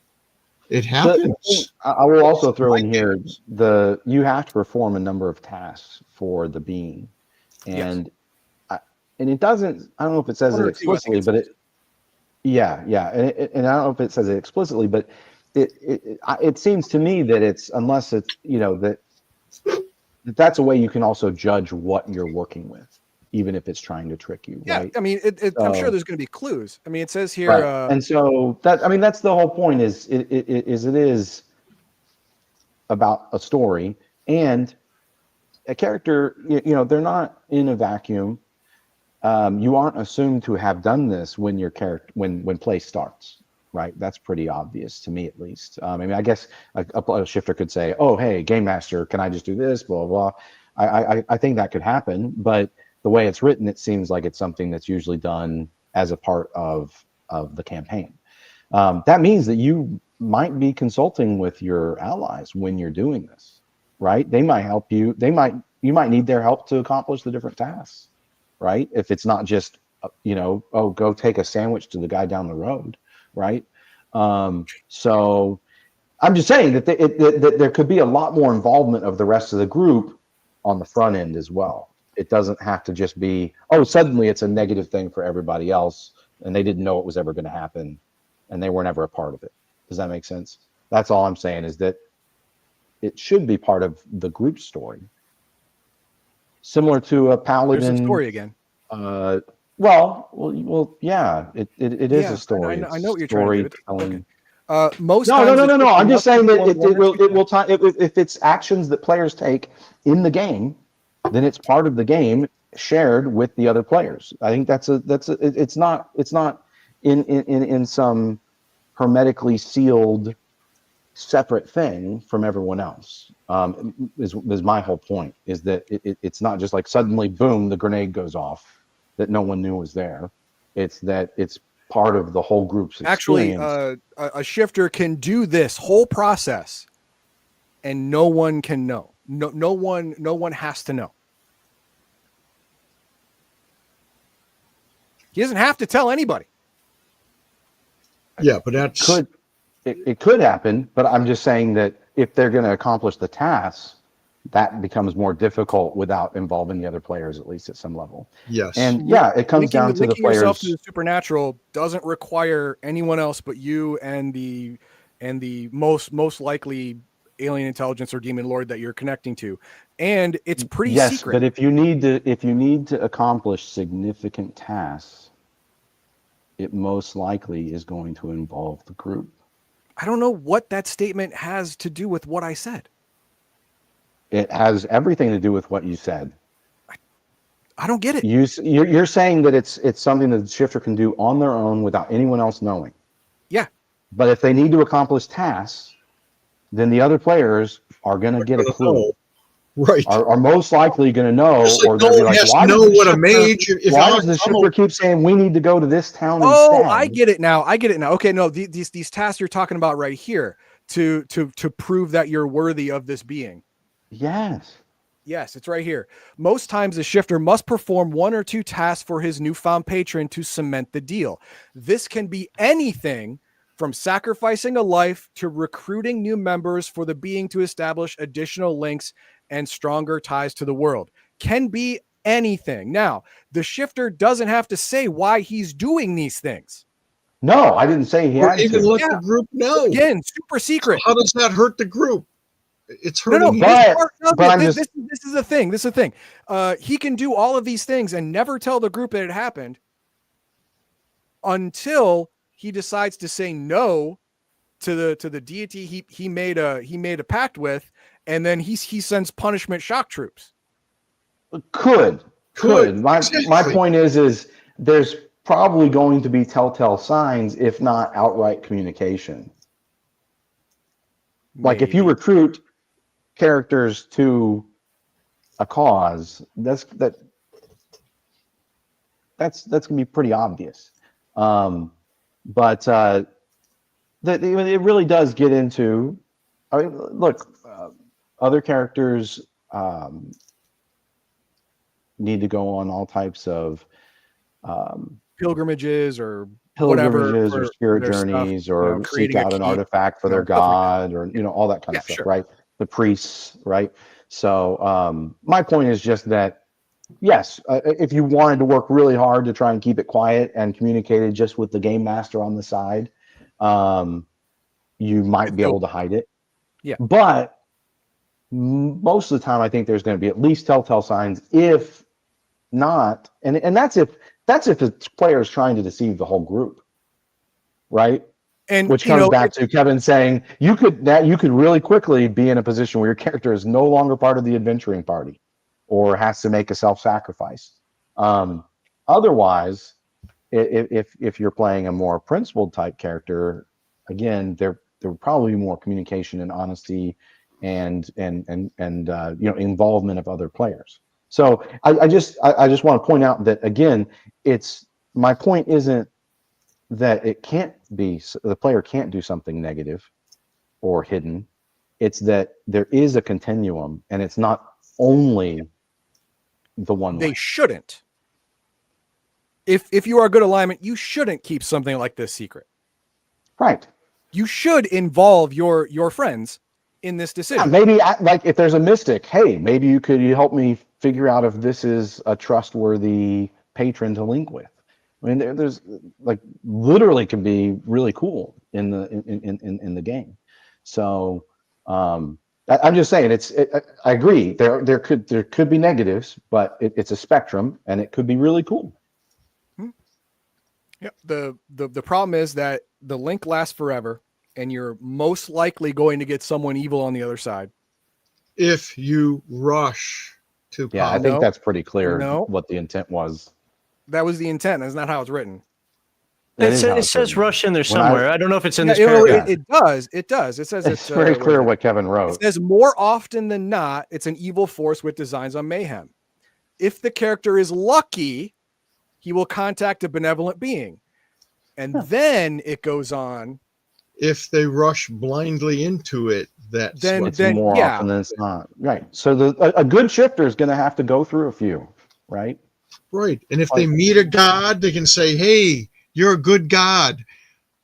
You're benevolent, you're kind. Can I link to you? And the god will say yes or no. Again, it's part of the role playing. You don't know. The thing is lying to you. It's evil. It's going to lie. So you keep going with that one option. That evil's going to lie? I'll stick to that option. Yeah. You're going with the one option of that they're blindly rushing into it. No. It says most shifters are impatient and rush to happen. find an enemy ally, blindly accepting the first or Most second one they shifters find. on Rift's Yeah, Earth, that not shifter is necessarily. You're Not absolutely right. That necessarily shifter is stupid. But Yeah, the thing most is, shifters on Rift's Earth, not most your shifters on Rift's Earth, character. not necessarily Who player. you are not going to be that a dumb. hero. So Yes. quick question then. Hopefully, you could be. Question, Hopefully, you're not going to be that dumb. Is this like a job interview? And I'm specifically using that word Basically, where, yeah. well, obviously the demon or entity or god or whatever out there wants you to do bidding, is going to send you in some tasks, but you have the option to say, well, hold on here. Before I do anything for you, let's talk for a moment. Because he's going to want your link on this planet, right? Yeah. So aren't you going to have the ability to at least try to talk to them and then find out, like, hey, Yes. little Oh, more? yeah, His that's the whole whole point is point. they're going to That's the try whole to point. You can try talk to to him. deceive you. Okay. Yes, Well, you can talk the to evil him. ones will try to deceive you. Yeah. And The evil that's ones where are going to if- lie. I if am Amaryssus, god of light and knowledge. And then the being on the other side, who is, for all you know, Amaryssus, god of light and knowledge, convinces you that she is Amaryssus, god of light and knowledge. And there's no way for you to know for sure you until keep you make saying the that. link. Until she asks you to play. sacrifice someone, an Doesn't have innocent. to ask you to sacrifice someone. She Well, but I can mean, slow burn there you has to be even in the tasks. tasks. There have to be tasks. Yes. Right. No. And No, there doesn't have to be tasks. Most times the shifter must perform one or two tasks. So there doesn't have to be. But I will admit, if I were to allow it, I would say no, there's got to be at least one task. I would say that too. I get it. I would say that too. But it can be anything from sacrificing a life to recruiting members to a church on the planet to increase her god of whatever. Right. And so if that the means that is you evil, would also come in kind of contact tip with off. other followers of the being. No. Yeah, if you You're recruit- forgetting the lying part. This No. task, But no. If you're recruiting to grow their number of followers, then you're going to meet other people potentially that are followers of that being. if that was your task, which if It's one of the two Amaryssus, options. God of light and wisdom, is a real demon lord or alien intelligence, your task is not really to grow the power of that demon or alien intelligence on the earth. Your task is to see whether you will follow instruction. Well, but my point is if you recruit people, there's two example tasks, and one of them is obviously evil, and the Yeah. other one, you would potentially meet the other followers of that being on your plane of existence, and therefore you could judge. Oh, what kind of people are these? Are these Okay. principled people? No, Are I they get what you're evil? saying. So But I'm just you throwing are out there under that the there's lot. I'm just saying there's different ways No, you're right. But you are that a under player the could assumption. figure out. You're under the false assumption that this task has anything to do with the demon lord's real objectives. Well, you're under the This assumption doesn't that it's a say demon that it lord. has to be. You're It's under the one or assumption two that it's a tasks that demon you lord. must perform to get to convince you that I'm a good guy, which I'm not. Well, it doesn't My say that. tasks will be things that I don't really care about, but make you think I care about them. So you'll say yes. All I want is my essence in your soul. And from there, I've got you forever. I will break you. You're immortal. I am immortal. You're making I've this got all time. about one specific possibility as if it's the only possibility. It is using the words here. It is usually, most likely, and you have to be lucky for it to be different. If you That's how it's written. rush blindly into it, not if you Again, research those it and I understand why you're trying to say that, but those two He's not That's trying what to it say it. He says. fucking wrote it. It's what it two says right sentences are not there. linked Are in you any fucking way. kidding me? You're ridiculous, man. Okay, I'm I'm done not. with this discussion. You're silly. That's just silly. They're not It's linked in just any you're way. getting silly. You're silly. It is very linked. It's like this. Some of the words precede the other words. It's very obviously right. linked. Well, yeah, words precede other words, but you change In a paragraphs paragraph, and meaning they're chapters. linked You're in talking about theme different and things. structure. Okay. They're in the How same about this? paragraph. You know Is what a there a paragraph next point is? that we can move on to? Yeah, don't know how many- I'm waiting for the next big point. That's this killer point. Is I don't have the document in front of me. Was there another point that we can move on to? The last one is just how other people are going to react to you. And again, I want to point this out that this particular clause is optional. If the game Yes, master doesn't I said that in the want it- beginning. I completely said that in the beginning. Yes, optional. If you don't want to deal Optional with it, also you don't means- deal with it. The other thing about optional means is you could interpret it differently. If you like the link, Ooh, and you want going as Shifter. rules as written as I can here. Well, but if it's optional, that means that you have. Oh, your you're absolutely right. options in there, I've right? said that already. I don't want to say it again. I said it already. Yes, you're right. Optional. You can Game Master can use it or disallow it. Completely up to him. No. My point is something that's optional. The game master can also tweak, just like Kevin says all the time. So technically, yes. So- Technically, so- yes. yes, technically, Kevin Sean- says that all the time. Yes. Sean, Technically, when yes. we discuss a lot of these things, we do this actually intentionally. When we discuss a lot of these things, because we already know, and we do it ourselves. My modified version of Palladium would probably embarrass some people. Even though I love Palladium, don't get me wrong, but we've talked about that in the past. So when we do these discussions like this, we do try to stick to the letter of the law so that we're all in the same playing field, so to speak. No, I get it, but I think that there's very clearly implied, as Kevin's repeated many times, and it seemed obvious to me, that if a shifter is conscientious and doesn't just take the first thing that comes along, they will eventually get lucky and be able to find a good patron to link with. So that's all I'm saying. I disagree with his chances. So we're like 2 So you hours disagree over with the what we're writer, the supposed to be author. here. Okay. No. I mean, From everything written up here, I disagree with the chances that number one, he's going to find a good one and recognize it when it happens, and two, not be fooled by these ancient beings into making. You're adding a lot of your own context into it, and it's clearly not what Kevin intended. So we can just move on. Clearly I not. Yeah, will note. let's go. I mean, Kevin said very clearly that that his intention was what he said it was. I will note here too. A lot of these add a lot of PPE, so it also makes their rifting ability. Yes. way more viable. If you link to a supernatural being, you get stat bonuses, PPE bonuses, new spells, special abilities, all kinds of cool stuff. So again, potential for a shifter to rush in for power. Oh sake. yeah, definitly. I mean, this Black thing Robe Mage. is made to be abused. All right, let's hit that last point, Heathendog. Okay, the last one is how other people see you once they find out all this stuff about you. You just said it's all secret. Well, Yeah, no one will know. I wouldn't even know you're a shifter. okay, yeah, no one will No know, one knows. except for the summoning portion.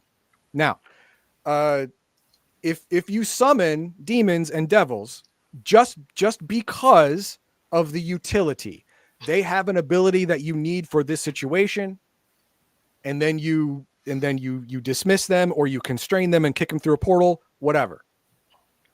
The fact that you are summoning a demon, you're going to be hard pressed to convince people you're not a bad guy. If you're summoning right in front of them. If you're summoning what now? If you're summoning them right in front of eyewitnesses. Oh yeah, but also commanding one in someone else's sight. You would commanding them. That's convincing them you're do that. Like I said, they can be Ghostbusters. Secret. That's not out of line. Secret. You're absolutely right. You have to keep that secret. Again, it's how you're going to play the character. If you're a dumbass and you summon 5 demons and say, kill that guy, even if it's a bad guy, people are going to go, holy shit. That is not a guy I want to be around. If you make sure you're like planning it or go off. I mean, like Superman doesn't rip off his clothes in the middle of a crowd. He finds a phone booth or an alley or a truck or some freaking subterfuge would be required. Yes. And also, I mean, in game, Aaron Tarn writes about shifters many times throughout the text. Sometimes she refers to them as power hungry shifters who do stupid things and get killed and or let all kinds of evil loose. Other times she talks very positively about shifters that help her get to a new area or escape something or travel across Rift's Earth. So it's not like in the setting all shifters are always bad. Right. It seems that nuance is even in the lore, right? So I just want to point that out. Yeah, that some shifters are valued for their abilities, but obviously other ones that consort with demons are considered fools. Yeah, but typically they're not good guys. I mean, it doesn't say that. It actually does say that. That's literally it. Typically, they are not good alignment.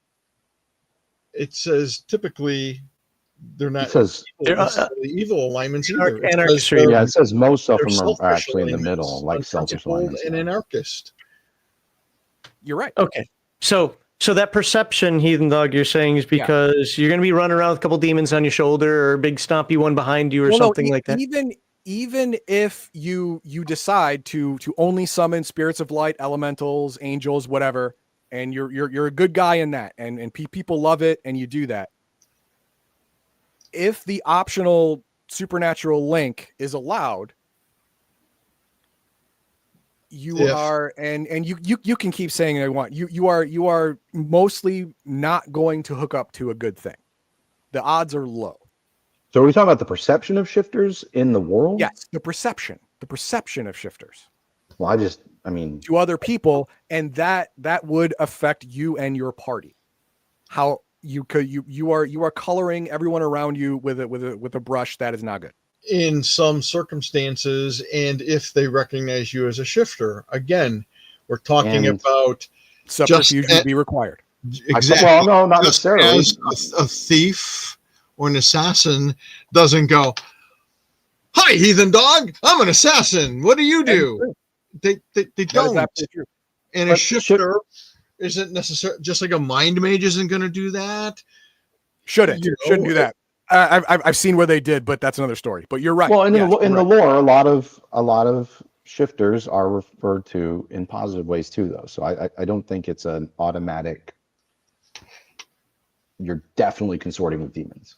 Again, I think shifters, if someone realized you're a shifter, they're going to see you as dangerous, yes, and frightening.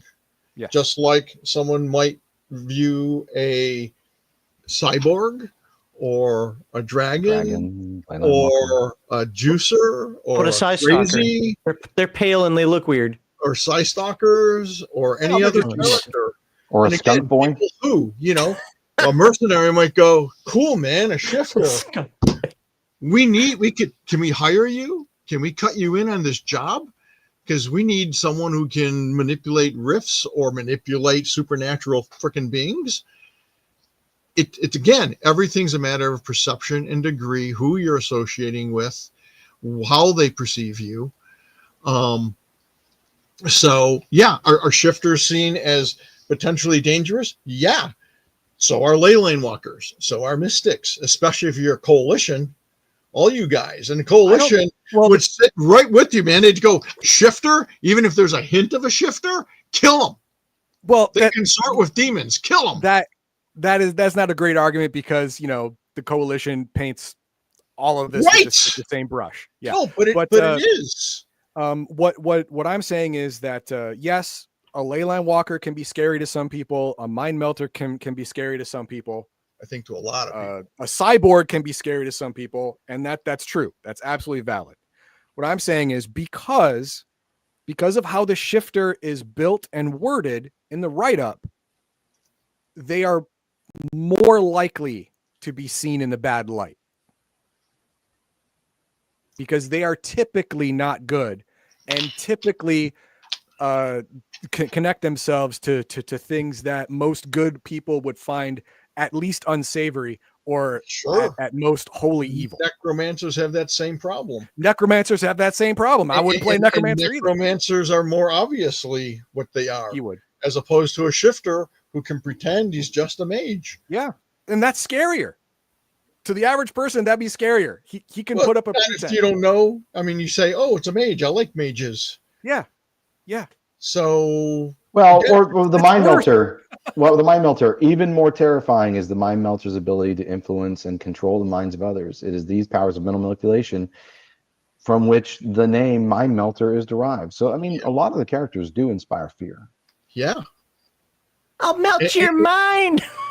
And they're not, I mean, personally, I think the scariest character, and it's funny, I think a lot of people, I never hear them talk much about mind melters, but mind melters are the scariest, most dangerous OCC, in my personal opinion, in the whole game.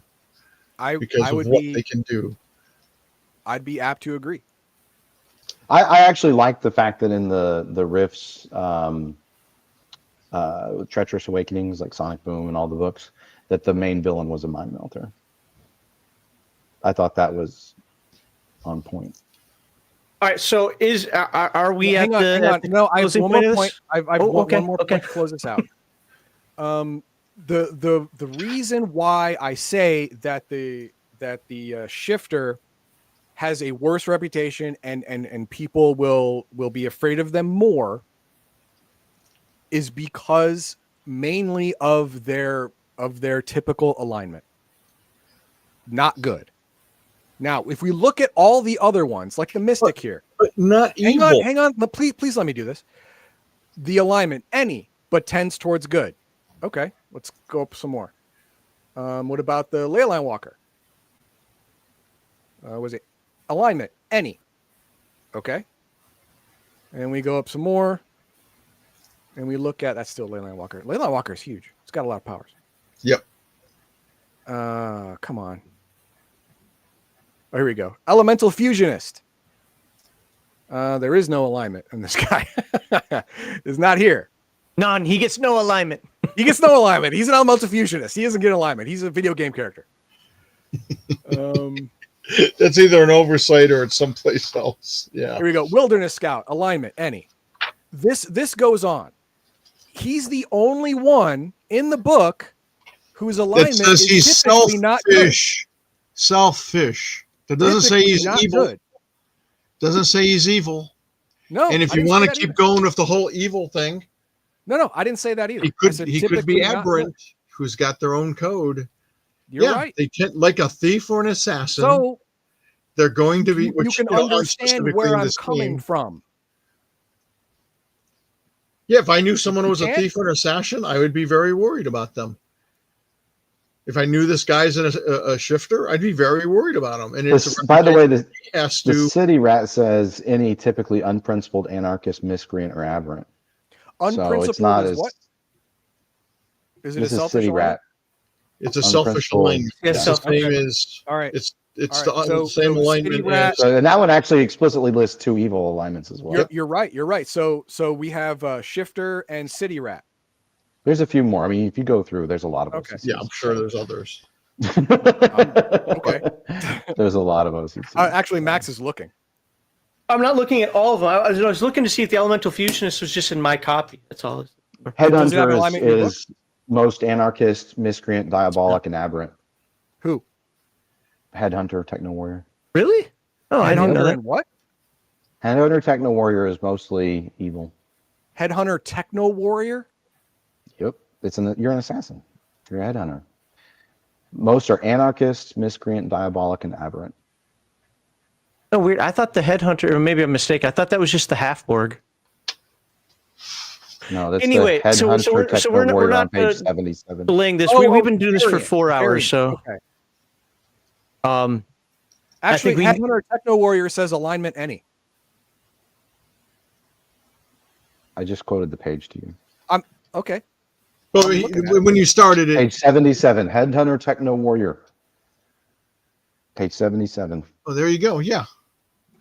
Any, although most are anarchist, miscreant, diabolic, and Wait a aberrant. minute. yeah, if you go up to the Why top, is my- top I'm line. 77 too. Why does my book not say that? It just says No, any. go to the top line. It says alignment, but 2 above that one. Oh, okay. Then why are there 2 alignments? It's a typo that apparently we Oh. didn't catch. Oh, okay. People didn't point out. All right. Sorry. So No, we it's got, okay. we got 2 things here. We do have to wrap this up. Stop. Yeah, we have to stop. So, so my final, I'm gonna read the poll off in a moment. So they were trying to convince me. Well, was I convinced? Not really. This is what I learned from it. Oh, hold on. Page 1. A dick shifter is a dick shifter. A good shifter will talk to the party. Shifter is really group dependent. Shifter is group dependent. Depends on the group. With that said, I think the shifter is group dependent. Audience and what do I have? Oh no, that's for later. So I've now one of the things we've talked about with regard to Rifts, Palladium in general, and so on and so forth, but I think Rifts takes the cake on this one more so than anything else, is that we've talked about everything from using the Rifts Ultimate Edition. Geez, I almost put that in my tea.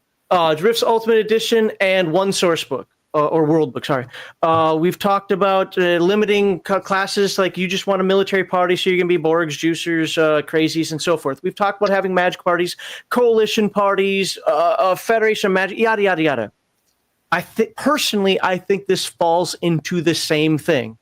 One of the things I heard definitely from what Heathendog was getting across there, and Kevin and Sean kind of mentioned this as well to some degree, is you got to talk to the group. Is this something that we want to deal with in the group? Because there are going to be these considerations. If the group is cool with it, what does the Heathendog says? You roll your dice, take the chance. Absolutely. On the flip side, no, I wasn't convinced that it was the worst class and nobody should ever play it, so forth, because I am the type of guy that I do like that kind of stuff. I do like that weird crap that happened. And what I was specifically looking for the absolute no or absolute yes was, will you lose control of a demon? Will you lose control? And there's no will in there. Okay? There's a definite can, which causes the danger. But I also didn't see, no, you can always play it 100% safe, so there are no issues. Definitely didn't see that either. Surprisingly absent what happens after the simple pact is over. I understand. I'm just going with what we talked about today and what I've seen in the book. So I am not convinced by him. I'm not fully convinced by them. I am convinced by the group that I'm going to play with at the table. If that group says, let's have a shifter, sweet. If the group says, then no, and I can understand why. Same thing that I hear people talk about demons and glitter boys. I heard one guy say that he doesn't allow glitter boys with a boom gun. Yep. Seems weird to me, but okay, if that's how you're going to do your table. So the weird thing is, by hearing this discussion and understanding Heathendog's points in this, because I tend to agree with a lot of what he was pointing out there. If I'd say that there's one weakness in this, I would probably argue that I wish there would have been a little more write-up in there about the good side. Just a little more, just an implication to say, hey, don't forget, people, you don't have to do the evil thing. A little more explicit rather than implicit. I could see that, absolutely. And you'll note I tried to avoid. So this is a clear example of things I say all the time, which is, if it's not for you or your group, because role-playing is very personal, and clearly for Heathendog, he doesn't ever want to have a shifter in his game, and that's okay. To say no one should have it or it doesn't work, I disagree with. Sure. But it's okay if you don't want to have him or a glitter boy or whatever in your game. It's okay. And if you want to tweak and modify that character, it's okay. I think one of the things that makes the shifter look inherently evil is because I did focus on the demons and things, because the rest of it for me felt like it should be fairly obvious of what the character can do or not do or how they can be used. And I like to leave things open for people in their interpretations. And Heathendog interpretation is this is one dangerous SOB that should never be allowed in your game if you want your group to survive. And I know people who play shifters, and that's not the case, and their group is fine.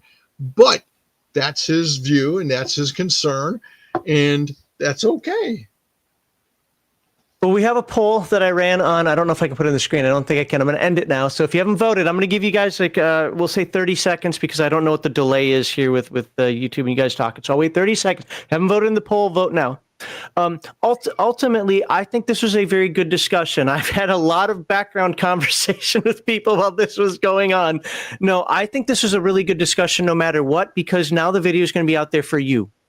And you're going to decide, do you think that Kevin maybe should have put more in there? Do you think Heathendog's being too pedantic about a term? Do you think that Sean is just aggressively not listening or whatever? What are your thoughts on this? And then you can figure out what you want to do at your table. But here's the deal. I don't ban people, and I don't block people, and I don't delete comments. This will be the one time I might do that. Attack the argument, not the person. We don't attack Kevin and Sean. We're not going to attack Heathendog. I suppose if you attack me, I'm a neutral player in this. Do what you got to do. But no, attack the argument. Let's hear what you have to say and what your thoughts are on this. I'm pretty sure I know what direction they're going in. But we're going to end the poll now. And let's see what we came out with. So I put a poll out. Oops, where'd it go?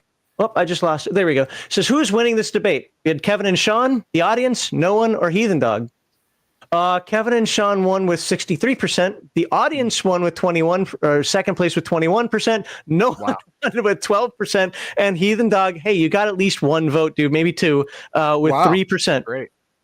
Well, So, and I want to say, one of the things I like about Heathendog is he makes very interesting points.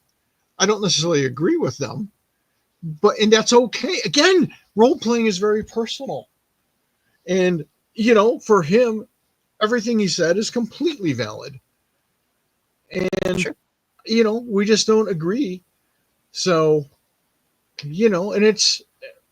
Well, it's like I said, it's not a safe choice. It's a spectrum, right? And that's the thing. But just like a force user could go bad, or certain types of if you don't like that ability to break that or whatever. Assassins, all types of characters could be characters. And I've played plenty of games where someone was like, nope. When I played D&D when I was a kid, it was like, nope, you can't play an assassin. Sure. Yep. We're going to be heroes, right? And if you want more of a black and white take on that, that's simple for everyone to just know exactly what direction you want the campaign to go, that's okay too. So I think Heathendog's comments in line with that, if you don't want any moral gray area or any ability for I mean legitimately, like the game master wants and the players want to run a certain kind of campaign and they don't want that kind of a twist in there, then yeah, maybe don't use the shifter or not as written at least. But if you only want to use the shifter as written or not at all, then don't use the shifter, right? Or just as a bad guy, that's cool. Right. I've got plenty of adventures where there's a bad guy shifter and a retard shifter that, if anything, they should have summoned and blah, blah, blah, blah, blah. Heathendog's argument has made it very clear that this could be an awesome bad guy. Oh yeah, definitely. I understand why the witch was an NPC in the original Palladium Fantasy. Yeah. And then became optional. I don't agree with that. I don't think that should have happened, but it's not my book. But the shifter definitely should be in there, but as an NPC. Well, just like the witch used to be. In your opinion, and yeah, in my opinion. And I have issues with the witch. I've kind of juggled around with, some people. I've seen people play. It's interesting. I actually, as I think about it, every person, I should say, who played a witch in one of my games ultimately got either kicked out or slain by the group. Because I personally, I don't think the witch should be a character option. I mean, like the shifter is, and the thing is, the witch can only bond with evil. Evil, right? Only, exactly. Only explicitly, right? And that's why I agree with Heathendog on that. I think the danger with the shifter is the quick path to power if you're not careful, if you're stupid, right? Yep. But if some of this comes down to interpretation of the text, surprise, surprise, I read it more like Kevin maybe intended it. But I read it as it's as I can read it. Right, but I mean, we have Kevin telling us what his intention was. Yeah, I know, so, but not everyone does. I know, and no, I'm saying it's literally subjective, and I read it similarly too. But I mean, that shouldn't be a surprise because how Kevin and I are really similar in our thought processes. Yep. But yeah, I will concede this, Heathendog. If I was rewriting that character, I would, as Max suggested, I would go in and focus. You wouldn't lean too far into the evil like you did, or be more explicit about. Yeah, the options. Stop using things like the link. Because all those things weren't evil. I mean, there's warrior gods. And you'd have to be lucky to get a benevolent being on the other side. Yeah, I don't think. Stay away from those adjectives. It might make it look a little more appealing. So I had two things. I don't know. One of them just dropped out of my head. So hopefully I remember that in a second. But we do have to go. So the other thing that I wanted to mention, though, is if you read a lot of Greek myth, Sumerian myth, and so on and so forth, the idea that a god is stupid or tricked by a mortal is actually a common theme in some some aspects. Now it's never Thor, it's never the big one, but some of those gods and angels and demons and so forth can be tricked. It's not common, but there's a theme in there somewhere where that can constantly happen. tricking each other too. I mean, it's true. And all of them have some sort of hubris and fatal flaw. And I'm really angry because the other point is the one that I thought was more important, and I cannot remember what it is, but we got to go. So, Don't you hate when it happens? Yeah, I do. I should have wrote it. I was telling myself to write it down in my Heroes Unlimited book too, and I did not do it. I need to get more of these, by the way. These are perfect size. Well, I want to say, by the way, I want to say thanks to Heathendog for actually making the list, and we had the discussion. So. I really think this discussion is going to be great for the people who watch it later. They're going to be really opinionated about it, but I think that, that's what I was going to say. You were talking about, some of the things being implicit or maybe writing the stuff better. This is one of the things I didn't learn until I became a YouTuber. And over the years, gamer nerds, myself included, as people have pointed out, focus on words more so than they probably should. And it's one of the things that I've learned that Heathendog and we've gotten into some shouting matches over, like Degenesis was a good one. We were covering Degenesis over just the positioning of a word in a sentence and what it means. Comma can change the meaning of a sentence. Absolutely. So the comma does change the meaning of a sentence. Right. It usually does. So you're like, well, they meant it this way. You don't know that. Right. No, I can only go by what they wrote. Writing rules and instruction booklets, and that's the trick here, right? Because you have this mix of narrative and gameplay instruction in that, especially that specific section in Shifter, which makes it difficult to interpret, right? Separates these. A good book will be as obvious as possible where narration ends and actual instruction begins. I think Rift's Ultimate Edition is a good book. Yeah, no, it's pretty good that way. Other books, like say Starfleet Adventures, is not. Well, they rewrote narrative in the rules. It's explaining the rules in a conversation. An admiral. Don't do that. It's horrible. That is way too much nuance. You're not going to get rules across that way. You have to be clear when you're at the rules portion, and then narrative in the examples or in the flavor text or whatever. But yeah, the Palladium does well with that. Other games do not. Degenesis was in the middle.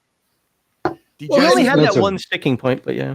Sometimes it was written clear. The other times rules were mixed in with narration, and it became a cloudy mess. All right. We make mistakes too. Ladies and gentlemen of the jury. So fake Sean and Kevin up in the top screen there. Can you hold up Sean one more time, please? Oh yeah. Galactus Sean. So there we go. Galactus Sean. Any final comments, words of wisdom, anything you want to put back out there? By the way, thank you for being here this long. Obviously, I want to talk to you. I got two questions for you off camera. But really appreciate this. Any final words for the audience out there? Please spread the word and support the Rift's Promise of Power Reforged video game project. We would appreciate it.